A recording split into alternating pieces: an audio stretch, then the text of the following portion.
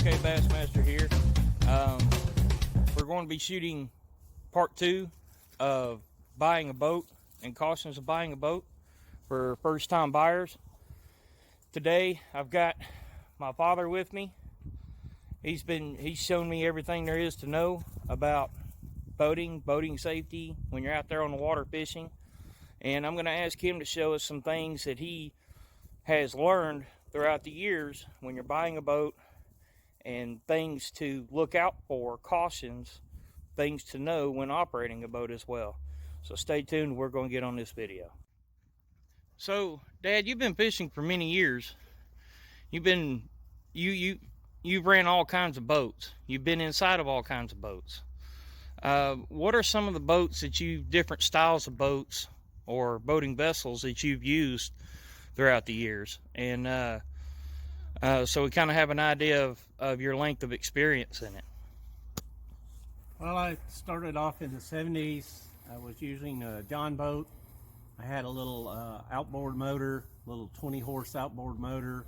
Basically throw my aluminum boat in the back of a pickup truck, trolling motor, battery, my fishing gear, and my outboard motor, along with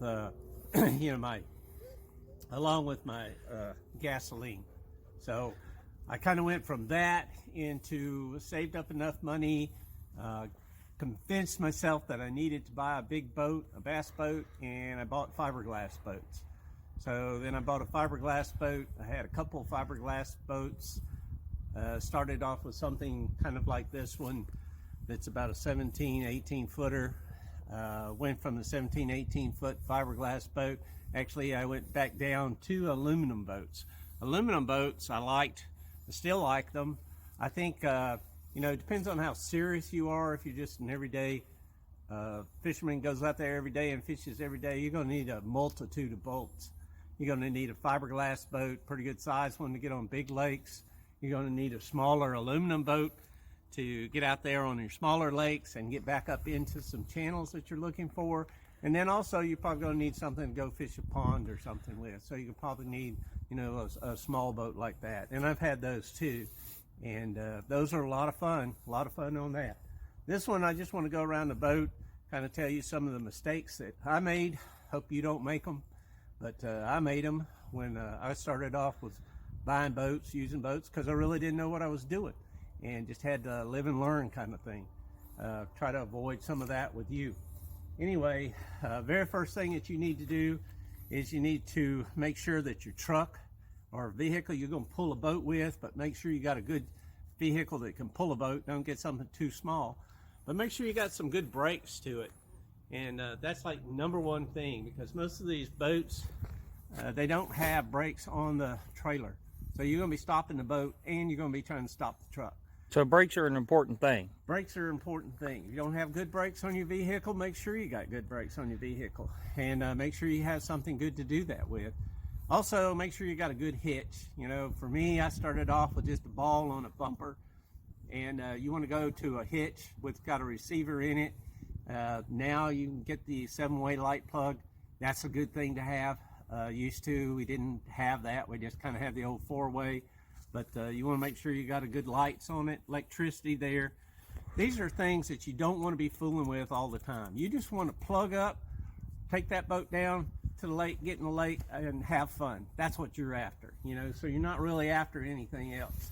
And so to avoid all these little problems that you're going to have, you need to make sure your equipment's in good shape and keep it in good shape. So just go around the boat real quick, kind of tell you some things. This one's got a swing hitch. I like these hitches because, as you can see, when you park it underneath something, your hitch isn't sticking out, so it's going to rust on you or something. But it has a swing hitch, plus it kind of keeps your cord and stuff back. You also want to make sure that your crank's in good shape. The other thing about your crank here, you need to put a little lubricant on it every once in a while. What kind of lubricant would you suggest? Like a white lithium grease or something like that? Yeah, just something like that. Just a spray grease. Don't put WD-40 on it. WD-40's got water in it, so don't do that. You also want to make sure on your roller here, every once in a while these get eat up. So maybe about every 2 years or so, you may have to change the roller out. Not an expensive thing. Okay. The big thing I always liked on these boats was when you got your jack here or your crank, when you're cranking it up that you got a good wheel down here. I know this may not mean a whole lot to some people. Maybe they back up and drop it right where it's at. I'm not that kind of person. A lot of times I've had to move my boat around and stuff. This is a big deal, having that wheel on there and being able to crank it up and have a good wheel that you can let down, wheel it back, and get it back. Now, you were talking about the 7-way and the 4-way plug.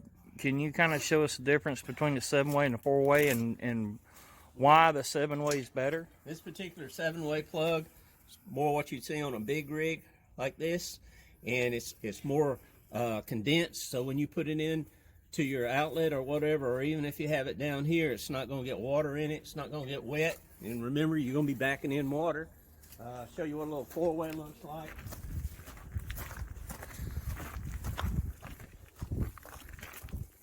This little 4-way plug, and you can see it's not as robust. So this little 4-way plug is going to get, you're going to get some water in it, and you're going to probably have problems with it down the road. So the 4-way can cause shorts because it's not as weather tight. Right, it's not as weather tight, not as robust of a plug. All right, this particular one has trolling motor on it, which is a big deal. You got your graphics right here, up on the front right here on the bow. And one of the other things you have is your tilt and trim right here. So you can tilt and trim your lower, your back motor in the back, which is a big thing because a lot of times on the water, you want your motor down in there to kind of act like a rudder, or if you get in shallow water, you want to be able to pick it up. And you won't have to quit what you're doing, go to the back, get it up, and that sort of thing. So that's a big deal. Used to not always have them like this, but we have them like that now. One thing on your motor, trolling motor, that I really found that I needed was I got me a spare prop. You may not think, oh, I don't need that, but let me tell you, you get out here, you're always getting up into rocks and stuff. It just takes one little rock, hit this thing, fire it off. So you're going to need a wrench to get it out with. It's got a little pin in the inside of there. All the pin and the prop come together. It's not an expensive tool. Keep that on the boat. You're going to be glad you got one on the boat. Probably never use it as long as you got it on the boat. But if you don't have it on the boat, that's going to be the day you're going to need it.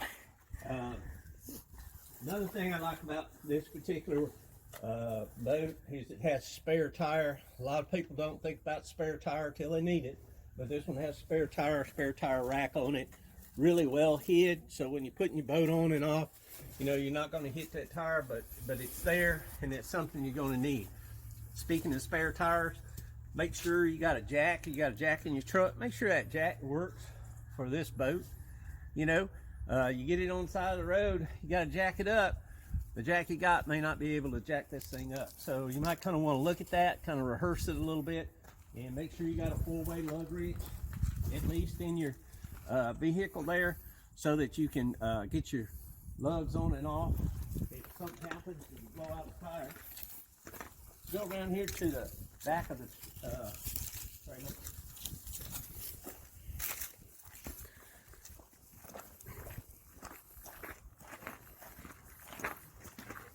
Now, for me, I like a wide deck. And the wider the deck, the better, because I like to fish off the deck. So I like a wide deck on the front of that boat.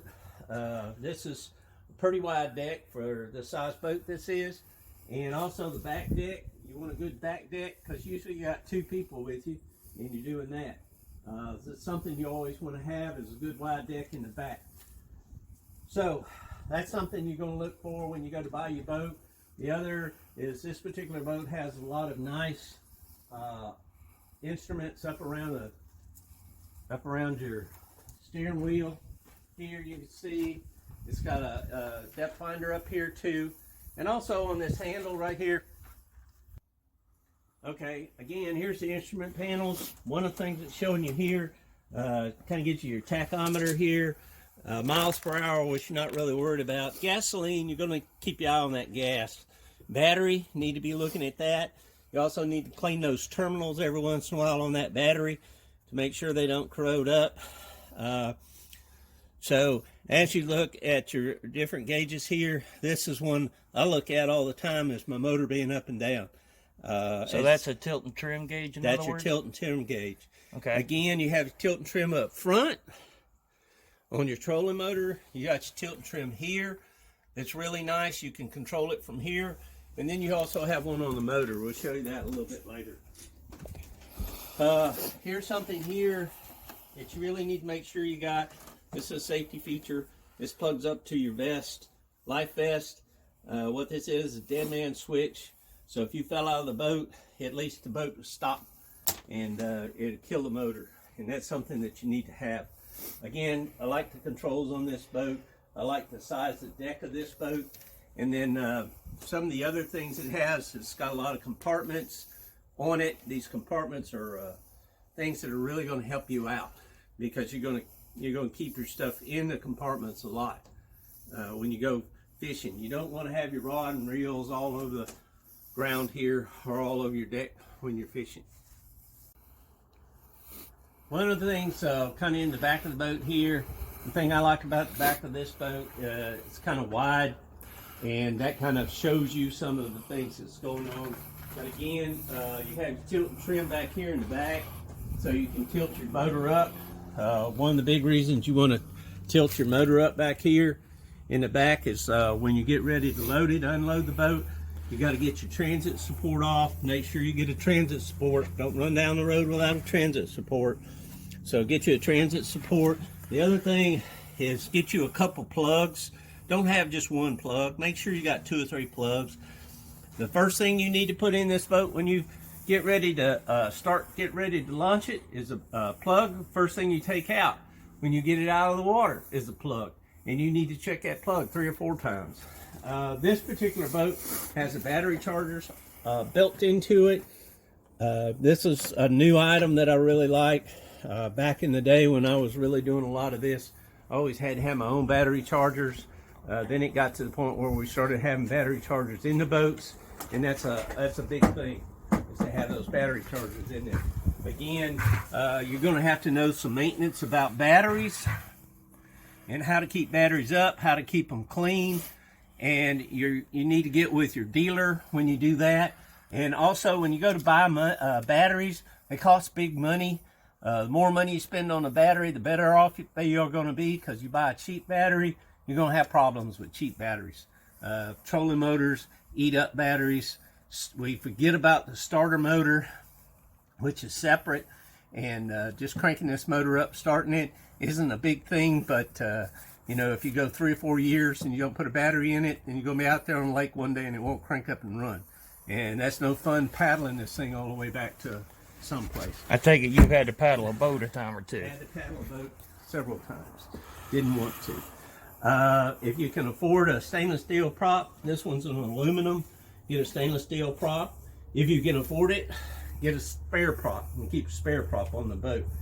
When you go to get your motor, this one's got a 75 horse motor on it. It's kind of like an airplane. You can't get a big enough motor on a boat. You may think that sounds a little manly, but you can't get enough motor on a boat, I can tell you. So this one's got a 75. If I had my preference, it'd be a 115. You know, but try to get the biggest motor you can get. Also, if you don't know anything about your motor or anything like that, before you walk away from the dealership, get him to explain things like motors and things to you, where to check the oil, how to look at that. Maybe once or twice a year, you know, if you buy the boat, 1 year it's not going to matter, but second year you want to change a lower unit oil and stuff like that. So there's some servicing that you need to do or learn to do, or take it to somebody to get that done. But you need to check the oil. You need to know where the spark plugs are. You get out on the boat, something might happen, and you got to check the spark plugs. Make sure you take a good set of spark plugs with you all times, new ones that you got. Now, in my previous video, Dad, I mentioned to them 2-stroke and 4-stroke motors, and I told them 2-strokes were a little more finicky than 4-strokes were. What are some definite must-haves in the difference between a 2-stroke and a 4-stroke? 4-stroke motor, you just got to make sure you got the right mixture. And usually this is the motor itself's mixing everything up, so it's a matter of you just filling a unit up. But if you have to mix it, then you need to know what that mixture is. You need to make sure you get some good oil, recommended oil. I've had a couple Mercuries that were 2-strokes, Always bought the mercury oil and everything to go in there. I never had no problems with it. It can clog up an injector. You don't have that problem here. Anyway, the other thing is, it seems to me that the two strokes are really harder to crank up when they're cold, especially getting cold weather. They're a little harder to crank up, but once they get cranked up, they actually run smoother and everything seem to take off and run a little faster than these motors. I know they sure sound mean going across the water. They sound mean, that sort of stuff, but they are a little finicky, but you know, that's just one thing. This particular motor doesn't have a jack plate on it. You can get a motor with a jack plate. They have a manual jack plate. It's not really sure what good that does you, but it does pick the whole motor up above the bow of the boat, and then also, above the hull of the boat. It also, the jack plate, if you get a hydraulic one, when you're going down the water, when you go to plane out, you can plane out by trimming a little bit, and then you can also pick the jack plate up and run some too. This one's got some straps on it here. Buy some good quality straps. That's something else that you're going to have. So anyway, tried to tell you some things real briefly, and I hope that has helped you. Hey guys, you know, it's like my dad said, there's a lot of things to look at when you're looking at buying a boat, whether it's new or used. There's a lot of information. Be sure to check your local laws as well when you're purchasing a boat, so you kind of know what's going on. But I wanted to thank my dad. Here for taking the time out of his day and kind of showing us the ropes here and everything like that. As far as, you know, buying a boat, things to look out for. I hope that his experience and his knowledge, combined with some of the things I might have said, I hope these videos help you in purchasing your new boat. And just one more time, just thank you again, Dad, before you get going here, you know. And you guys make sure to stay safe out there. And always remember, take somebody fishing with you if you can. If you can't, stay safe, and we'll see you out on the water.